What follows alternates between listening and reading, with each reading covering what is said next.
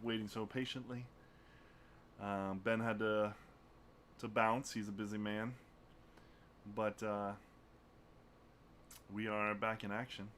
So I'm gonna read from this book called "Rhythm of Prayer." Oh, dear Lord, please don't. Uh, Please don't. No. I gots to. Don't torture us like that. I gots to. Seriously. This is. I think this is important. All right. Is it really, though? Yeah. Is it really? Yeah. Because this is what's happening in our culture. This is what's happening in churches. Okay. And we've talked about this ad nauseum, but this is just. This is. This is. You just have to hear it for yourself. Okay. This is a book called Rhythm of Prayer. All right, and it's a collection of prayers in essay form. And this one is called Prayer of a Weary Black Woman by Shaniqua Walker Barnes, PhD. All right? Dear God, please help me to hate white people, or at least to want to hate them. At least, I want to stop caring about them individually and collectively. I want to stop caring about their misguided racist souls, to stop believing that they can be better, that they can stop being racists. I'm not talking about the white anti-racist allies who have taken up the struggle against racism with their whole lives. The ones who stand vigil for weeks outside jails where black women are killed, who show up in Charlottesville and Ferguson and Baltimore and Pasadena to take a public stand against racism and police brutality, who are so committed to fighting white supremacy that their own lives bear the wounds of its scars. No, those aren't the people I want to hate.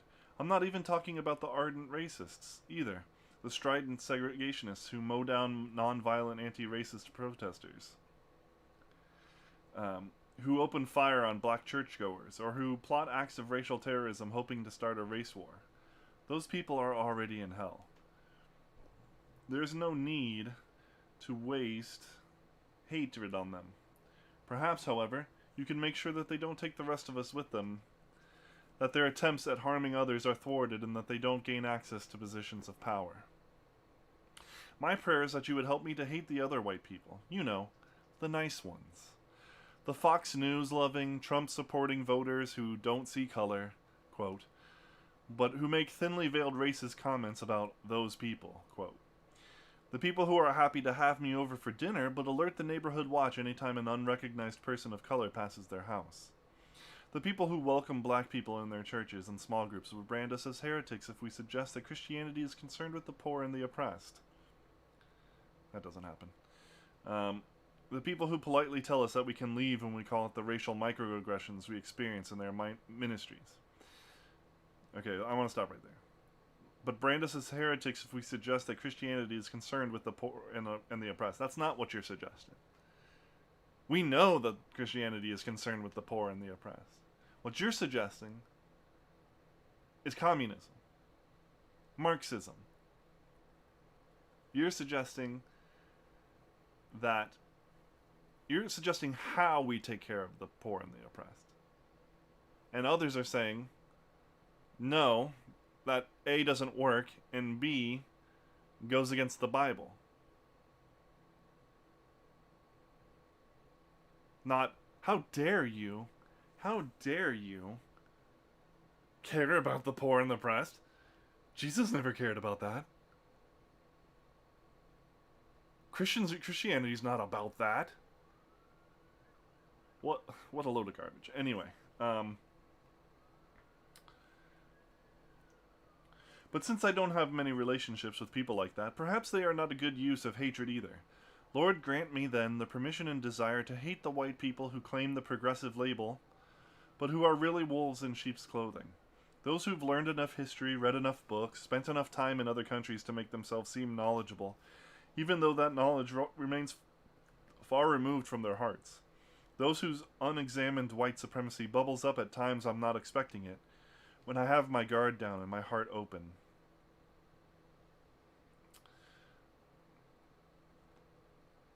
Lord, if you can't make me hate them, at least spare me from their perennial gaslighting, white mansplaining, and white woman tears. Lord, if it be your will, harden my heart. Stop me from striving to see the best in people. Stop me from being hopeful that white people can do and be better. Let me imagine them instead as white hooded robes standing in front of burning crosses. Let me see them as hopelessly unrepentant, reprobate bigots who have blasphemed the Holy Spirit and who need to be handed over to the evil one. Let me be like Jonah, unwilling for my enemies to change, or like Lot, able to walk away from them and their sinfulness without trying to call them to repentance. Let me stop seeing them as members of the same body. Free me from this burden of calling them to confession and repentance. Grant me a get-out-of-judgment-free card if I make white people the exception to your commandment to love our neighbors as we love ourselves. But I will... Now she's going to turn the dial a little bit and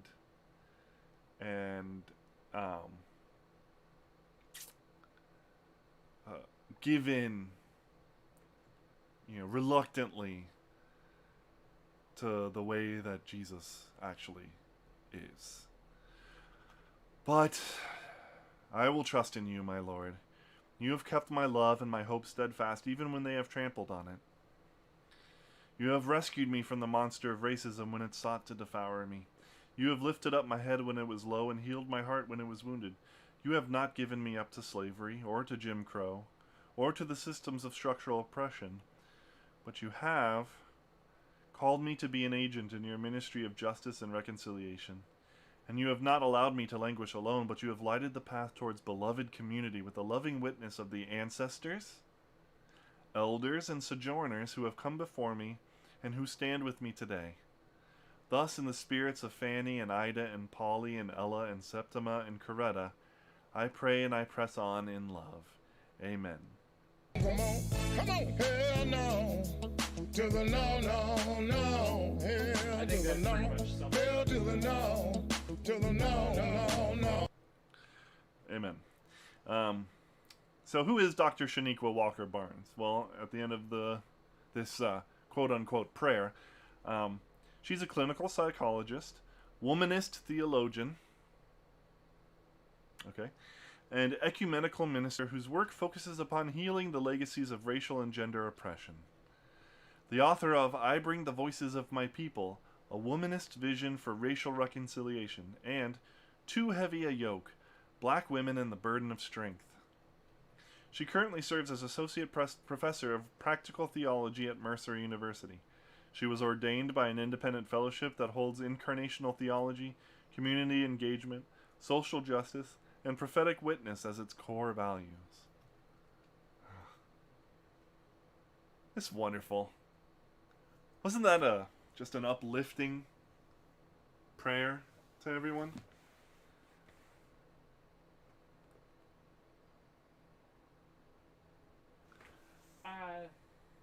No.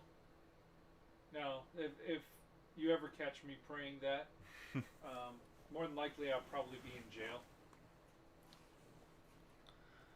Was that not the most racist screed you've ever heard in modern society in the year 2000? I mean, and for it to be a prayer to God, that's just gross. I mean, like, sure, we all have sinful thoughts in our heart, and that wasn't a confession of the sinful thoughts in our heart, that was a plea. That was a plea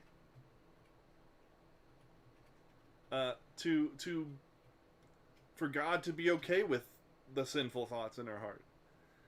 I mean, and frankly, I think a thinly veiled attempt at making them not sinful thoughts. Like this is there. It's at best it's justification for those thoughts, and at worst and probably most closest to reality, it's a cleansing of those thoughts as being proper and holy. So in other words, this is all the stuff she's wanted to say. She just can't say it outright, so she uses it in the form of a prayer, and I'm using quotation marks hugely, to say it. That's like saying something and bless her heart. Yeah. So whatever you said, but not in offense. Or you can't take it as an offense. Because it's bless her heart. Exactly. Also, what's interesting is you noticed at the end there, you have lighted the path towards beloved community with the loving witness of the ancestors, elders, and sojourners. What's a sojourner? You know, I honestly have no idea. What is a sojourner? Let's look it up. I know a lot of things, but that's not one of them. Sojourner is a person who resides temporarily in a place. You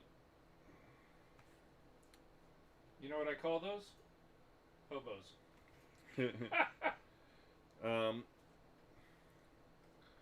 Sojourners used a lot in this critical race theory world. You know what? I'm going to look it up. Newdiscourses.com. Thank you, James Lindsay.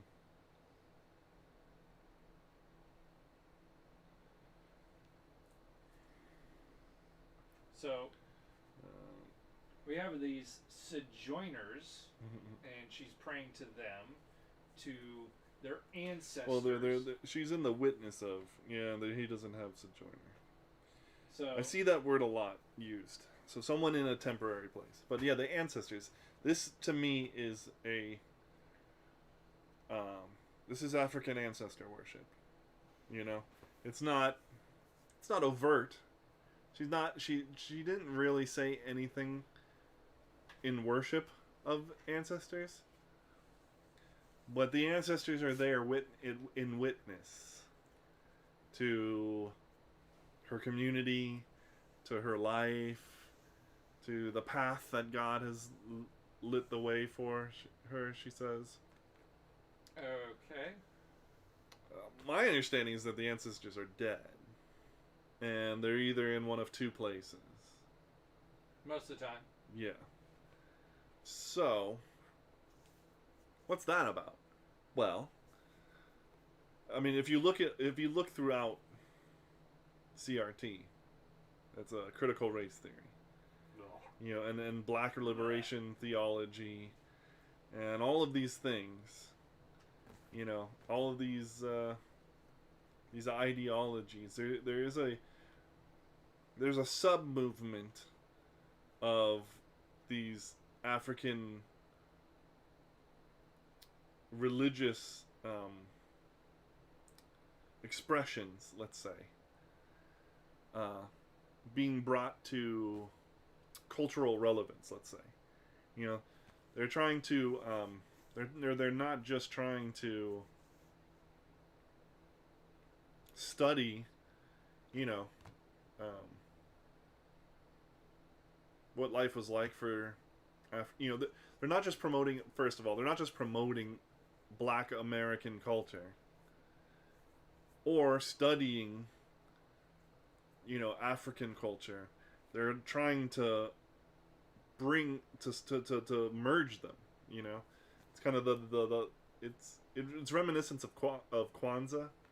I mean, okay. where that was made up. Yeah. But there, like the clothing and things like that are borrowed from African cultures.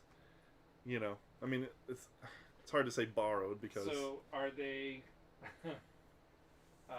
for lack of a better word, stealing culture? Yeah, like appropriating culture. Appropriating culture. Thank you.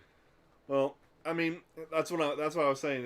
It's hard to say that they're borrowing or smuggling in or anything like that because ultimately they are of African descent, right? But still, it doesn't matter. But are they American?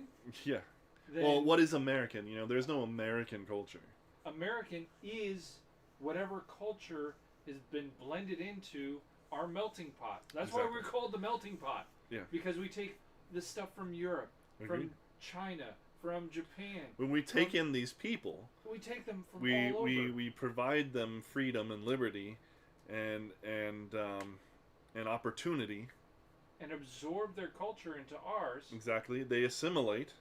Mm-hmm. So our culture becomes theirs, but the best of their culture also becomes part of ours.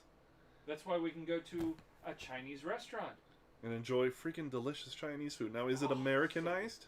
Oh yeah. Yeah, hell yeah. Oh yeah. But we're in America. And that doesn't mean that you can't find a legit traditional Chinese restaurant. Yeah. Just that most Americans probably don't want to eat there. Or a Mexican restaurant. Mm-hmm.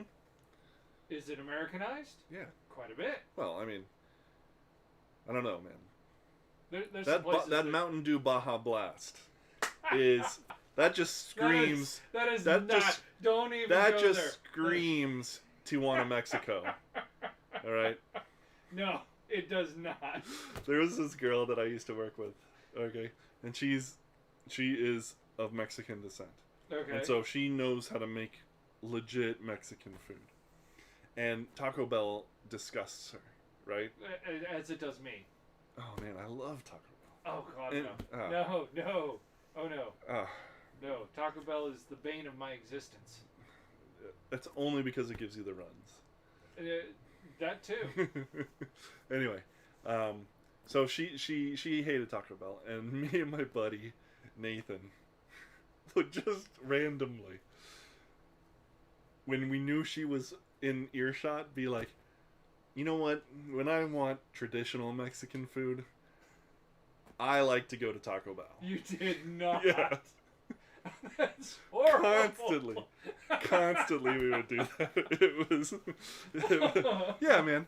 Exactly, that Dorito Locos taco. I mean, if No. that isn't traditional Mexican food, I don't know what is. I know in my heart of hearts that chalupa is a real Spanish word. What planet are you from?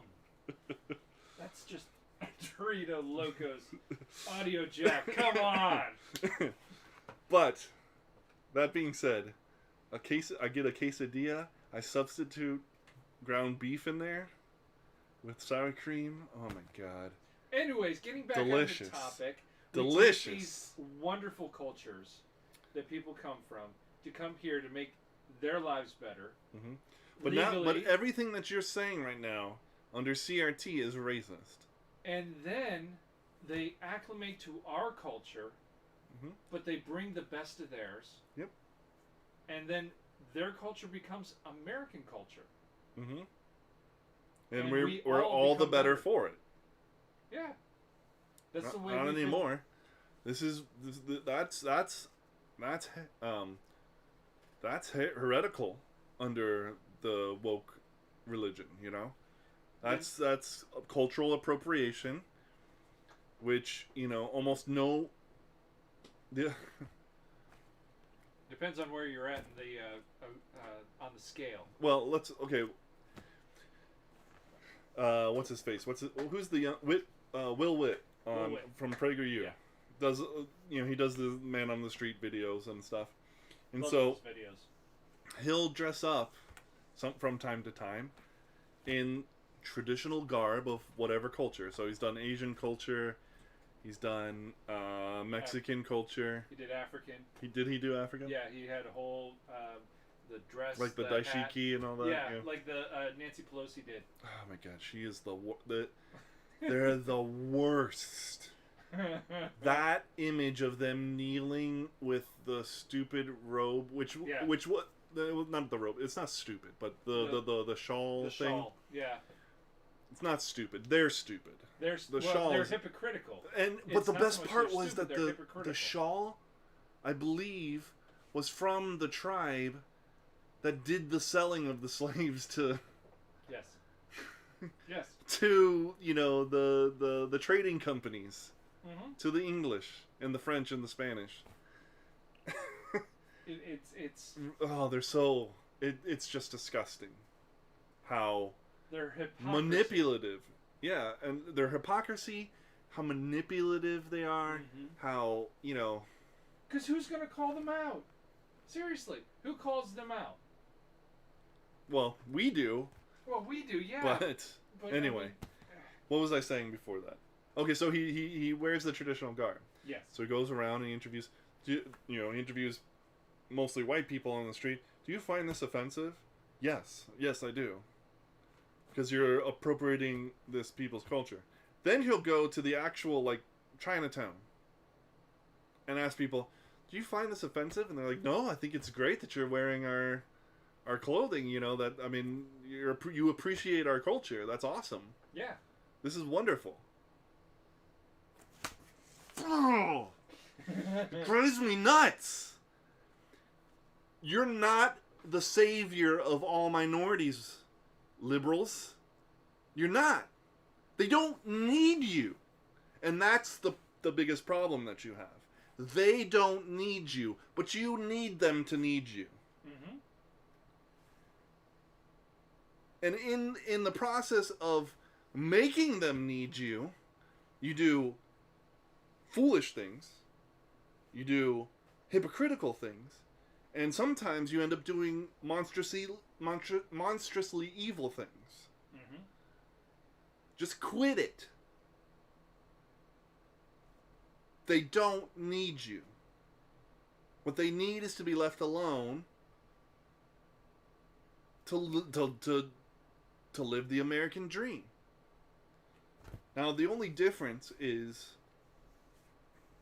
you know, there is a difference though between, Asians and Mexicans, you know, or Hispanics, whatever, Latinos, Latinas, Latinxes, however you would pronounce that. The Nexus. There's a difference between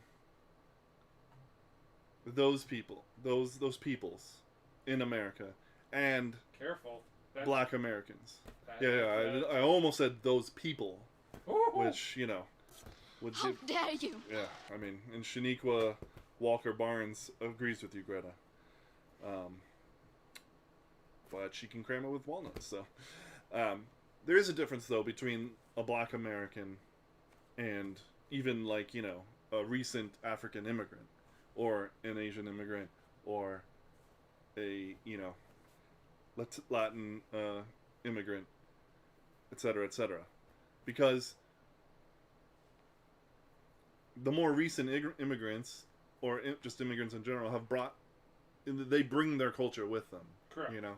And the Black Americans were brought here with almost nothing of their culture, and then made their own culture here. So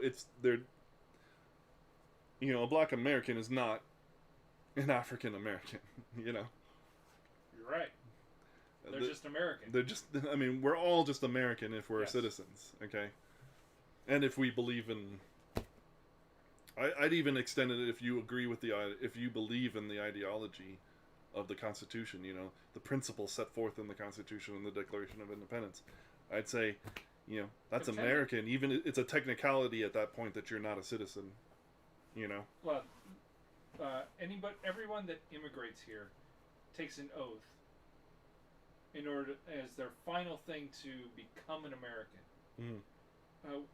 People that are born here don't take that oath Mm-hmm. because we're raised in the idea of the Constitution is Or should be. is it. Mm-hmm. And honestly, I would really love for people of high school age to go through the same thing that the people that immigrate here. Yeah, that would be interesting. Just to show, listen, this is what you have to know to come here. You were born here. You have an immense privilege of being able to be born here. Heaven forbid I say privilege. No. I'm a Greta myself if I'm not careful. Right. But it would it's a great example of showing how great we have it here in this country because of the freedoms that the Constitution allows us. Mm-hmm. And so what was I saying by a black American having a different scenario? You know, they're here, they're citizens, they didn't necessarily immigrate, but they have their own distinct culture that they built inside of the American culture.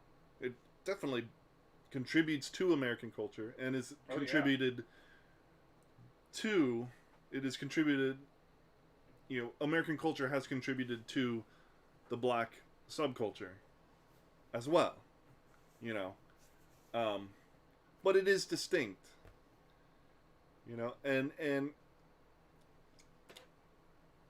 I understand some of the resentment, for sure. I mean, slavery was an atrocious evil. Yes. There's no doubt about that. And we fought Monstrously an entire evil. war where Agreed. thousands, tens of thousands of people died. The bloodiest war in American history. Because in order for that... both sides were American. Yeah. And for people to become free, truly free. Mm-hmm. And even then, it took decades for that to be implemented into our culture. I mean, that's the whole idea behind Juneteenth. Is the day that the last town in Texas or whatever got the news that the slaves had been freed or whatever, or they were. I don't know if they got the news or if they just, you know, emancipated them finally. But Glenn Beck has an interesting thought on this, is that we paid the price, obviously, for slavery. Mm-hmm. You know, Civil War. We paid it in blood. But there's been no payment for the events of Jim Crow, the Jim Crow South, and things like that, you know? There's been there was reconciliation. There was, you know, the Civil Rights Act. You know, there was, I mean, we clearly moved away from that. I mean, clearly, we've moved away from that. See, that's the thing, is that this prayer, this so-called prayer, it's even disgusting to call it a prayer. Because it's not a prayer. No, it's a racist. This racist screed is manifesto. Yeah, is posing as a prayer, posing as theology. Is making a new racism, and that's what CRT has done from the beginning. You know, racism isn't prejudice; it's prejudice plus power. And really, you can even leave the prejudice behind. I mean, we're just gonna say that you have prejudice. Everybody has prejudice. If your skin color is a certain way, you have prejudice because of the systems of the structural oppression. Systemic systemic racism. Yeah. You know, the implicit bias. They just make up these words, all right? And make up the or definitions. These groupings of words. They rewrite definitions, right? Yeah. And it gives them license to make this awful crap. This awful garbage. To relabel words into something that just means absolutely nothing. Like the word racist. Yeah. It means absolutely nothing anymore because True. They have absolutely obliterated the definition. Mm-hmm. Well, not even that. Because I don't think that their prejudice plus power redefining hasn't taken hold. It's taken hold in the hearts of many, but not the whole country. Most of the country rejects that. It's like, no, I'm not racist. I haven't done any of those things. You actually haven't been a slave. Like, there's that line in there where she says, God kept her from slavery. Yeah, because you were born way after there were slaves. You know? And I don't know when you were like- born, so you may have experienced some of the Jim Crow South. But you know, not but likely. you said that God kept you from it, so maybe you didn't experience much. Mhm. But you were never a slave. And there was never a possibility of you being a slave. Because you lived in the freest country in the world. So what are you talking about? So, you know what she is a slave to? Her own inequities. Yeah, her own ideology. It's monstrous. But, yeah. I just wanted to read that. I think it's disgusting. It's egregious. I want to, you know what I want to do? I want to take us to a much lighter note. Please. Because, please, Matt, take us there. Because, we need it for the end. Okay, so. It's going to start off with a little bit of eye rolling. But it's going to end with, like, with a you go, girl. Is that cultural appropriation? I don't know. I don't know. Have you heard, Dusty? Have you heard of Steakums? To be honest, no. Really? I hadn't heard of Steakums. Who is Steakums? Steakums is a brand of thinly sliced steak meat used for sandwiches. I've eaten it many times in my life. Okay. It's kind of like you know, a Philly cheesesteak type, you know, like if you were to go to Philly and get a cheesesteak and you get that thinly sliced, you know, ribeye steak or whatever. Yeah, it's the most amazing thing ever. Yeah, but worse. This is worse because it's obviously a processed food company, you know, making it in mass. But still, you know, still pretty good. The McDonald's of Philly cheesesteaks. Yeah, kind of. Yeah. Blech. Well, Don't tell me it's a Taco Bell of Philly cheesesteaks. no. Both of those imply that you can get it in fast food, whereas this is more like the Spam of lunch meats. no. It's the what's that? It's the Stofers of Philly cheesesteaks. Because you'd get it in the freezer section of your grocery. But it's not like you've never enjoyed a microwave dinner. No, I have enjoyed many microwave dinners. Several weeks ago, we tried a Stouffer's on the meat patties and gravy. Oh yeah, the Salisbury steak. Steaks. Worst thing I've ever put in my mouth. Really I take Taco Bell over it. interesting. I've never had Stouffer's, but It's have you awful. had other Salisbury steaks? Oh yeah, Okay. yeah Okay. I love. Salisbury I was gonna say steaks. if it was a problem with Salisbury steaks, I'd have to fight you. No. Salisbury steaks is. So the it's most just amazing. particularly Stouffer's Salisbury steaks were terrible. It's awful. Okay. All right.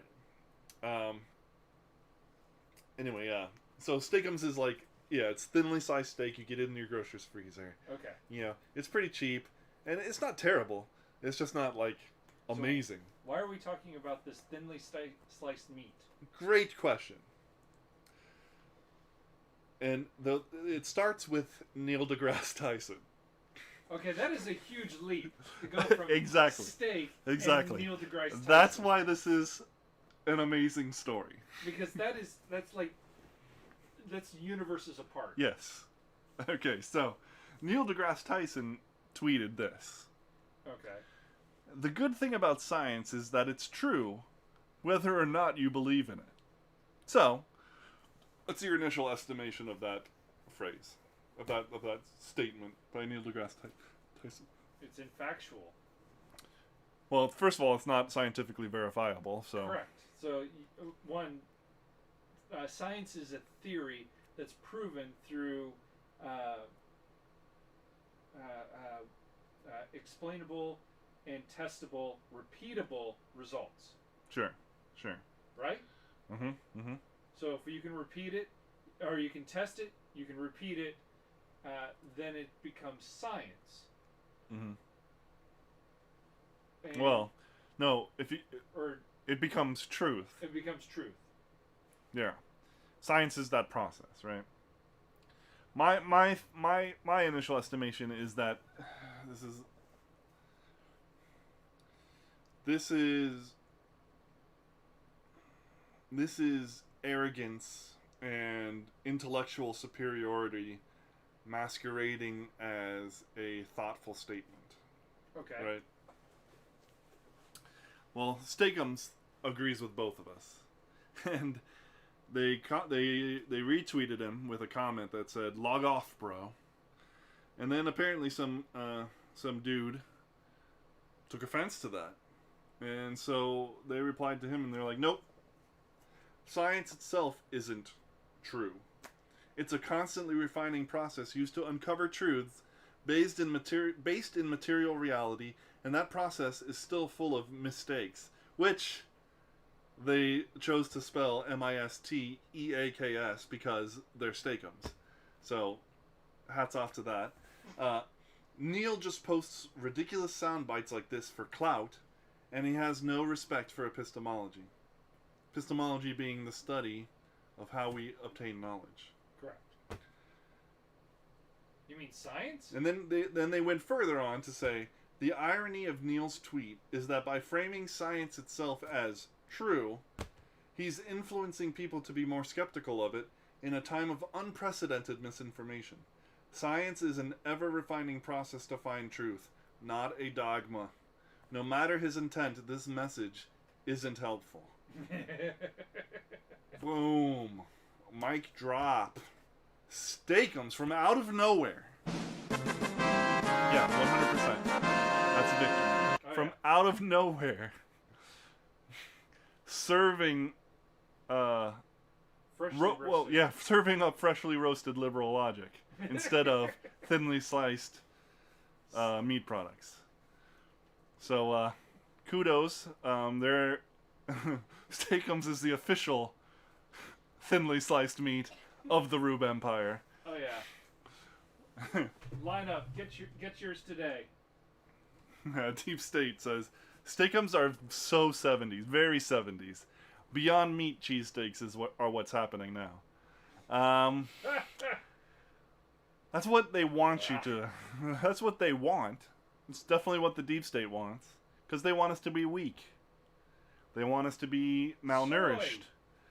Yes, boy. They want us to eat things that affect our endocrine response. They want us to be sickly and not have the will to fight, so that they can initiate their vaccine passports and their lockdowns and their whatever the heck that they want to control us with, without any pushback because we're too weak to do so. So eat your meat. Make it the biggest thing on your plate. I'm serious about that. I think that's nutrition. I think carbs and plant materials are, well, carbs are freaking delicious. Don't get me wrong. They're tasty. It's amazing. Give me a donut any day. I mean, God, donuts are awesome. Pasta. God, man. Oh yeah. It tastes so good. But here's the thing. It's terrible for you. All of that is so bad for you. I'm not saying don't ever eat it. I'm not saying that at all. Because, I mean, unless you have a health condition that means that the only way you find relief is to never eat it again, God bless you. Mm-hmm. I hope that I'm glad that you found that. But, you gotta enjoy life a little bit. Just a little. But you just have to understand that the more you eat of it, the more it's destroying you. But meat, especially beef, cow, is extremely nutritious. It has everything you need. And it's tasty. Yes. And they want it to stop, which lets you know that it's something good for you. Like, why do you think that the methane of cows is a big thing? I saw an article earlier. I mean, this show is going on forever. I know, right? I saw an article that said that they found in a tree in Australia, I think it was, a bacteria that produces methane. Or no, not produces methane. Eats methane. Devours methane. Inside of a tree. Turns out, trees produce methane. Okay. Alright? As well as oxygen. As well as oxygen. But they do produce methane, which is a greenhouse gas. Right? Like, the biggest producer of methane in the world, aside maybe from industry, I didn't see any comparison in that respect, but in the natural world, let's say, is the Amazon rainforest. Oh, they also make the oxygen too. Yeah. So here we are, worried out of our gourds about cow farts. Because, when freaking trees are making methane. And probably have been for centuries. Oh, wait. No. Eons. Yeah. Exactly. And so then, which leads me to believe, and I think anybody in their right mind, that it's not about the cow farts. No. It's about beef being nutritious for us, and counterproductive to their ends. Yes. Also, how else is Bill Gates gonna make profit off of his 69,000 acres of American farmland? If not producing soy and corn and crap like that. Impossible burgers. Yeah. Which I really hate the fact that you have to say burgers as part of that. Just call it Impossible counterfeit vegetables. And why do they always have to make the vegetables taste like meat? Why can't they just be vegetables? No. I wonder why. They have to make it taste like steak. I wonder why. It's because vegans want to taste steak. It's because people want to eat steak because it's what our body needs. Oh yeah. Anyway, I guess we should go to final thoughts. Probably a good idea. Since our show's gone over just a little bit of our usual time. Thank you guys for watching, by the way. Hope we you enjoyed love it. having you guys here. It's good to have Ben Adams on. I wish we could have gotten his response to the prayer I read, but 'cause I think it would have been wonderful. But I think he'd probably had a long day, and he's a busy dude. So thank you to Ben Adams for joining us.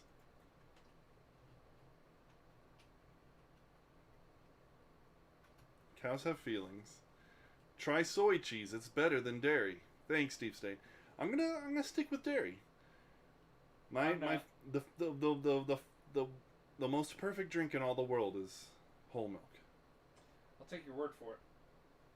Are you intolerant? Quite intolerant.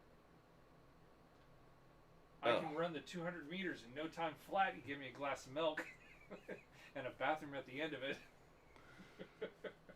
Get the heck out of here, you intolerant bigot. I know. Anyway, final thoughts. What are your final thoughts? So, final thoughts. Okay. So we actually hit on a lot of topics tonight.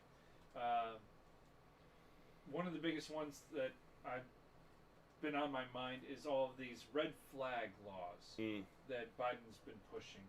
His exact words were, I'm pushing the mandates so that Congress can get the idea and make it into laws.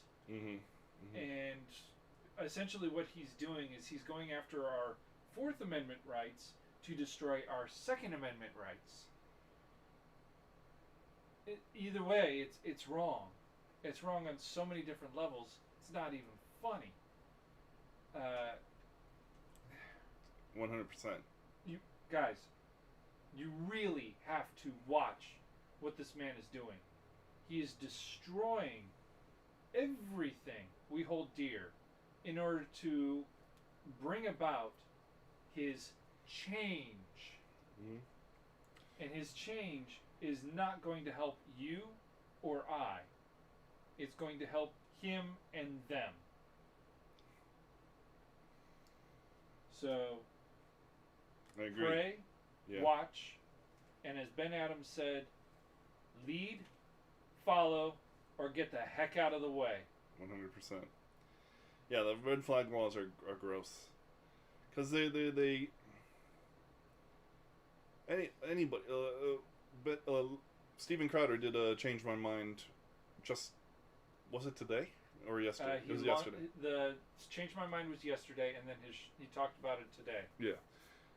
And I mean he cited an instance where who was it? Deep State. Don't even try and go there. No article of the Constitution. Oh, I mean, yeah, no amendment of the Constitution. I think you meant amendment of the Constitution is absolute. I mean, well, then I'm done paying taxes. I don't know about you. I am 100% done paying income taxes. So it's not absolute. But he mentioned, Crowder mentioned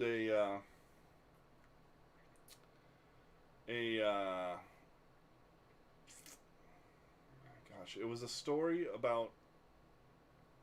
You're talking about the doctor? Yes. Okay. So, oh yeah, so the doctor called in a red flag. Yes. On a patient because he was giving bad Yelp reviews. To the doctor. To the doctor. Yeah. I mean, that's the world we're living in. That's the world that we're going to be headed into with a red flag law. You don't like a person? Oh, well, you can always call in a red flag. I mean, it's the same thing that happens with DCF. DCF is weaponized like that all the time.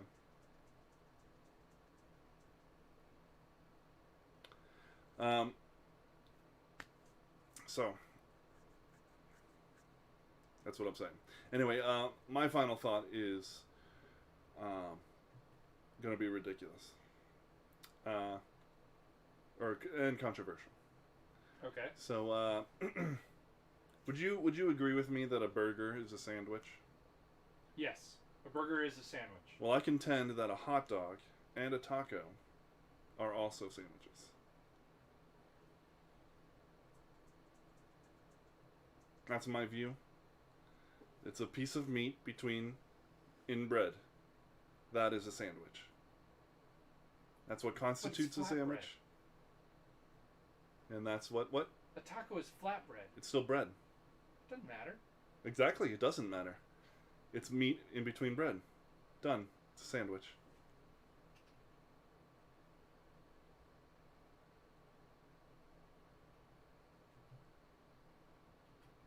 And that's all there is to it. Alright?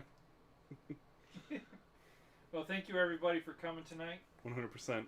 Appreciate you watching. And Ray, if he'd get off his butt once in a while, the slacker. Loving his family like a loser.